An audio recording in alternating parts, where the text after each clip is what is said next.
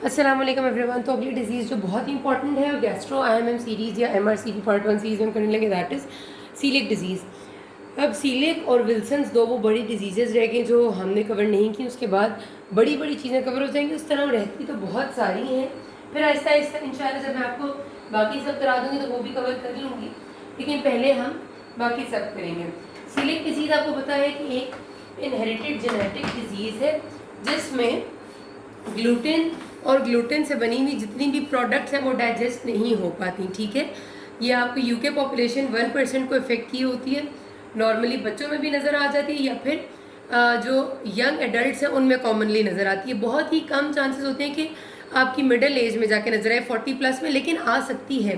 Exam में scenario आपका कई दफ़ा आए जिसमें 40+ पेशेंट देते हैं। इसका कि 45 years old male patient complain of consistently epigastric pain, nausea and diarrhea for the last 5 to 6 months with mild to minimal weight loss।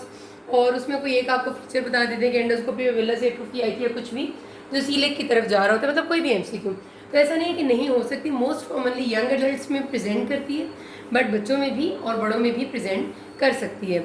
अच्छा, इसको आपको पता है कि HLA एंटीजेंस जो ऑटो इम्यून डिजीज़ है ना ये, तो इसमें जो HLA एंटीजेंस है वो HLA DQ2 और DQ8 है।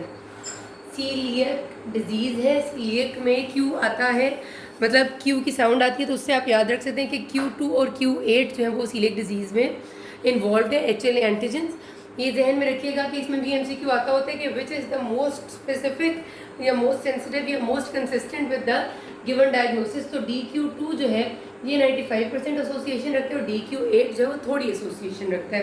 तो ये आपने याद रखना है, ये MCQ अलग से आता है।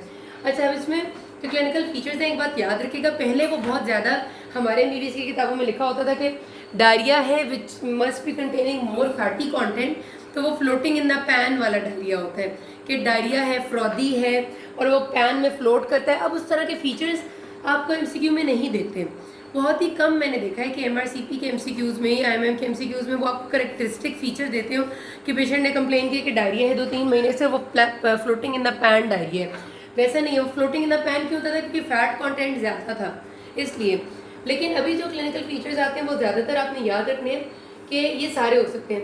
कंसिस्टेंट एब्डोमिनल पेन, ठीक है, lower abdominal pain, abdominal pain है, क्रैम्पिंग है, मुस्तकिल नोजिया है, डायरिया है, नॉन ब्लडी डायरिया जिसमें फ्लोटिंग इन द पैन वाला कोई फीचर नहीं है।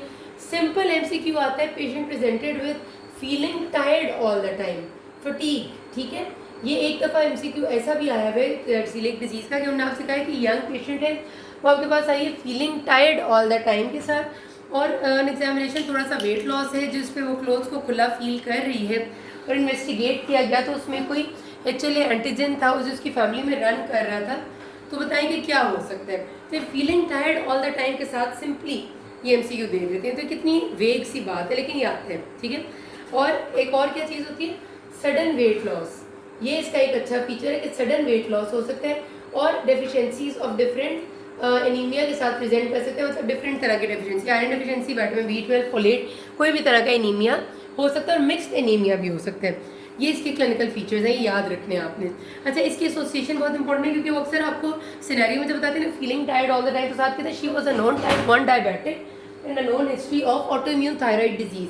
तो आपका और जो है ना वो सस्पिशन चली जाएगी सीलिक की तरफ। इस वजह से एसोसिएशन याद जरूर रखनी है।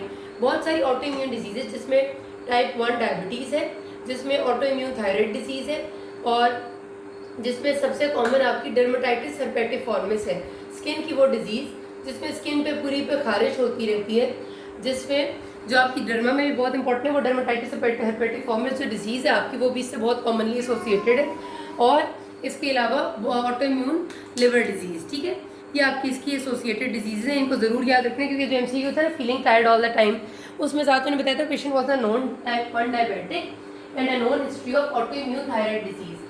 तो इन दोनों चीज़ों से आपने उसकी तरफ जाना था। अच्छा, अगला क्या MCQ आता है कि इन्वेस्टिगेट कैसे करेंगे सीलिक डिजीज़ को। ये पहले याद रखना है कि सीलिक डिजीज़ की इन्वेस्टिगेशन में दो एंटीबॉडीज़ हैं, दो चीज़ें, एक सीरोलॉजी है, ब्लड में से करानी है, और दूसरी इन्वेस्टिगेशन का तरीका है कि आप एंडोस्कोपी करें। किसकी एंडोस्कोपी करेंगे? स्मॉल गट की, और बायोप्सी का सैंपल लें और चेक करें। ठीक है, endoscopy with biopsy definitive diagnosis, और सीरोलॉजी फर्स्ट लाइन है जो पहले हम कराते हैं, ठीक है, प्रीलिमिनरी। अब ये बात याद रखनी है, इसमें से एमसीक्यू आता होता है कि सीरोलॉजी तब तक पॉजिटिव नहीं आएगी जब तक पेशेंट डाइट पे ग्लूटेन नहीं ले रहा। तो हमने क्या कहना है, अगर पेशेंट था जो पहले से ग्लूटेन फ्री डाइट पे है, उसकी सीरोलॉजी नेगेटिव आती है, तो पेशेंट को 6 वीक्स एटलीस्ट ग्लूटेन को री इंट्रोड्यूस करना पड़ता है डाइट में, उसके बाद सीरोलॉजी कराते हैं। ये आपके पास एमसीक्यू आता होता है कि एक पेशेंट था, उसके फीचर्स बता देते हैं कि डायरिया, एब्डोमिनल पेन और टाइप 1 डायबिटिक भी था, और उसके ग्लूटेन फ्री डाइट पे था ऑलरेडी, और उसकी सीरोलॉजी हमने कराई है, एंटी टीटीजी नेगेटिव है। तो what is your most strong suspicion of the diagnosis? Strong suspicion coeliac ही रहेगा। वो क्यों? क्योंकि वो ग्लूटेन फ्री डाइट पे था, तो सीरोलॉजी तो नेगेटिव ही आएगी ना, तो सीरोलॉजी को रीइंट्रोड्यूस करना ज़रूरी है। या वो आपसे पूछ रहे थे what will be the first line of investigation, तो first we will reintroduce the gluten and then after 6 week serology कराएंगे, ठीक है। ये हो गया हमारी कि ग्लूटेन ज़रूर होना चाहिए 6 वीक्स तक। फिर सीरोलॉजी में होता क्या है, anti tissue transglutaminase antibodies first line, anti TTG antibody, ठीक है, IgA, और दूसरी क्या है, एंटी एंडोमीसियल एंटीबॉडीज़। अब यही दो होती है, एंटी केजीन और एंटी ग्लाइडिन, वो कुछ भी नहीं है, ठीक है। एंटी एंडोमीसियल एंटीबॉडीज़ और एंटी टीटीजी एंटीबॉडीज़, दोनों IgA टाइप। अब हमारी सीरोलॉजी में हमने जो दोनों एंटीबॉडीज़ करानी है, एंटी टीटीजी भी और एंडोमीसियल भी, ये IgA टाइप है। तो आपके पास बहुत दफ़ा एक MCQ आते हैं कि एक पेशेंट से जब हम सीरोलॉजी कराए हैं और सीरोलॉजी नेगेटिव आई है, तो उसकी एक वजह फॉल्स नेगेटिव आने की क्या हो सकती है, सिलेक्टिव IgA डेफिशिएंसी। ये बहुत इंपॉर्टेंट आपका MCQ आता है। इस तरह भी आता है, जब भी हमने किसी की सीरोलॉजी कराई है और सीरोलॉजी नेगेटिव आई है लेकिन हमारा सस्पिशन हाई है, तो हमें टोटल IgA लेवल्स चेक करने लाजमी है, क्योंकि कई पेशेंट सिलेक्टिव IgA डेफिशिएंसी के होते हैं जिनमें IgA एंटीबॉडी वैसे ही डेफिशिएंट होती है नेचुरली, तो उनमें सीलिएक डिजीज़ होने के बावजूद टीटीजी और एंडोमीसियल की IgA वाली एंटीबॉडीज़ नहीं होंगी ज़्यादा, तो वो फॉल्स नेगेटिव आएगा। दूसरी तरह से MCQ ऐसे ही आता है कि सीलिएक डिजीज़ का सिनेरियो बना के देते हैं और उसमें कहते हैं कि सीरोलॉजी कराने से पहले हमें क्या चीज़ चेक करनी चाहिए, तो करनी चाहिए हमें ये कि हमें सिलेक्टिव IgA लेवल्स कराने चाहिए to check for selective IgA deficiency, फिर सीरोलॉजी करानी चाहिए ताकि हम फॉल्स नेगेटिव रिजल्ट ना लें। उसके बाद दूसरे जो डायग्नोसिस का चीज़ है वो मैंने आपको बताया कि एंडोस्कोपी करनी है। अब आपके पास एक और MCQ ये आता है कि सीलिएक डिजीज़ का scenario diarrhoea, nausea, abdominal pain, weight loss के साथ आई है, यंग पेशेंट है, एंडोस्कोपी करेंगे तो किस पार्ट की करेंगे? एंडोस्कोपी आइडियल इज़ ड्यूडेनम, ठीक है, ड्यूडेनम की एंडोस्कोपी होनी चाहिए और उधर से बायोप्सी लेनी चाहिए, लेकिन जेजनम की भी की जा सकती है, but ideal part is duodenum. आपने MCQ का आंसर ड्यूडेनम देना है। बायोप्सी की रिपोर्ट देखेंगे तो नज़र क्या आएगा उसमें क्योंकि आपके ये डिस्ट्रॉय हो रही होती है स्मॉल गट के विलाई, तो villous atrophy most consistent finding showing coeliac disease on biopsy is, ये भी आपका MCQ है, विलस एट्रोफी। बेतहाशा MCQs है, अभी तक मैं जितनी बातें मुंह से निकाल रही हूँ वो सब MCQs हैं आपके, ठीक है। तो विलस एट्रोफी है उसका जवाब, जो चीज़ें नज़र आती हैं वो विलस एट्रोफी है, क्रिप्ट हाइपरप्लेजिया है। विलस क्या होते हैं, विलाई होते हैं आपकी स्मॉल इंटेस्टिन में, वो एट्रोफी हो चुके होते हैं। जो क्रिप्ट्स हैं जो अंदर की तरफ घुसी हुई होती हैं वो हाइपरप्लेजिया उनका हो चुका होता है, यानी वो बढ़ चुकी होती हैं। उसके साथ लेमिना प्रोप्रिया में इन्फिल्ट्रेशन होती है लिम्फोसाइट्स की, ठीक है। लेमिना प्रोप्रिया आपके जो सब म्यूकोजा का पार्ट है उसमें लिम्फोसाइट्स की इन्फिल्ट्रेशन होती है, लिम्फोसिटिक इन्फिल्ट्रेशन इन लेमिना प्रोप्रिया, ठीक है। ये आपकी चीज़ें जो बायोप्सी पे नज़र आती हैं। अच्छा, इसमें एक और चीज़ मैं क्लिनिकल फीचर्स में जब बता रही थी तो भूल गई, ये कि आपकी जो फाइंडिंग्स जब आप देखेंगे ना तो एनीमिया कौन सा आएगा, तो आयरन डेफिशिएंसी, विटामिन B12 और फोलेट डेफिशिएंसी तीनों आ सकते हैं, जिनमें से folate deficiency, folic acid deficiency हमेशा पहले डेवलप होगा B12 से, ठीक है। एक तो ये याद रखना है, ये MCQ है आपका कि पहले कौन सा एनीमिया डेवलप होगा, तो आयरन तो सबसे पहले होगा ना, उसके बाद फॉलिक एसिड होगा। दूसरी एक और चीज़ जो इसके साथ बहुत एसोसिएटेड है वो ऑस्टियोप्रोसिस है एंड ऑस्टियोमलेशिया, यानी कि बोन वीक हो जाती है क्योंकि डेफिनेटली सारी चीज़ें एब्जॉर्ब नहीं हो रही।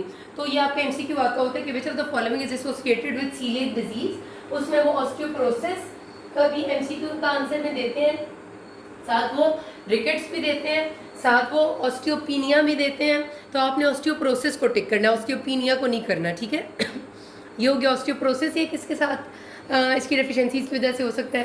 साथ लैक्टोज इंटॉलरेंस बहुत ज़्यादा होती है, यानी जो लोग ग्लूटेन नहीं ले सकते वो लैक्टोज वाले मिल्क से भी इंटॉलरेंट होते हैं। एक ये बहुत ज़्यादा इंपॉर्टेंट है जो MCQ में आता है। बहुत सारी मलिग्नेंसी स्पेशली इसोफेजियल कैंसर इसके साथ एसोसिएटेड है। ये एक दफ़ा आपका MCQ आया था कि which of the following malignancy is associated, तो एसोफेजियल कैंसर है। ये बहुत असल में इसमें ज़्यादा MCQs है, नेक्स्ट से टाइम ज़्यादा लग रहा है। अब आती है मैनेजमेंट। तो सीलिएक डिजीज़ की मैनेजमेंट में बेसिकली आपकी जो बातें हैं उनमें आपने याद रखना है कि ओनली मैनेजमेंट जो आपकी बंदे को इम्प्रूव करिए वो ग्लूटेन फ्री डाइट है, बस और कुछ भी नहीं। जब आप ग्लूटेन को डाइट से निकाल देंगे बिल्कुल, तो बेशक आहिस्ता आहिस्ता सब कुछ ठीक हो जाएगा। एक MCQ आपका ये आता है कि क्या ग्लूटेन फ्री डाइट लेने से विलस एट्रोफी रिवर्स हो जाती है? नहीं, तो yes it is reversible. IgA levels भी नॉर्मल हो जाते हैं TTG के, और विलस एट्रोफी भी रिवर्स हो जाती है, तो ये रिवर्सिबल चेंजेस हैं।